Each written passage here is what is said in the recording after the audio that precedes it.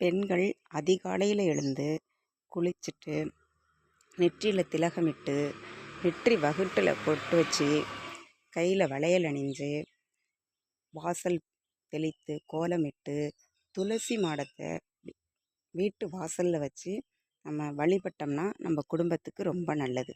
அந்த துளசி மாடத்துக்கு காலையில் துளசி மாடத்தை சுத்தம் பண்ணி கோலம் போட்டு விளக்கேற்றி வச்சு அந்த விளக்கில் வந்து தினமும் எண்ணெயை மாற்றி திரியை மாற்றி அதை விளக்கேற்றினோம்னா தான் அந்த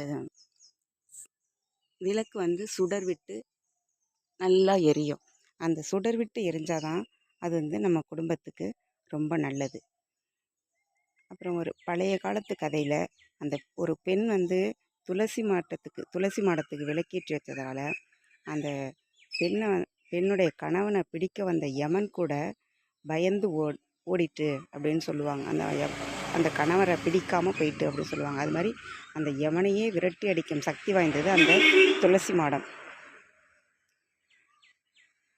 அப்புறம் அந்த வீட்டுக்கு எந்த விதமான வாஸ்து தோஷங்கள் இருந்தாலும் அதையும் சரி பண்ணக்கூடிய சக்தி வாய்ந்தது அந்த துளசி மாடம். அந்த துளசி மாடம் இருந்தாக்கா அந்த வீட்டுக்கு எல்லாமே நல்லதாகவே தான் நடந்துக்கிட்டு இருக்கும். எந்த ஒரு கெடுதல் கூட வராது. அப்புறம் வந்து நீங்கள் லைக் பண்ணுங்கள், ஷேர் பண்ணுங்கள், கமெண்ட் பண்ணுங்கள், மறக்காமல் சப்ஸ்கிரைப் பண்ணுங்கள். அடுத்த வீடியோவில் பார்ப்போம். பாய்.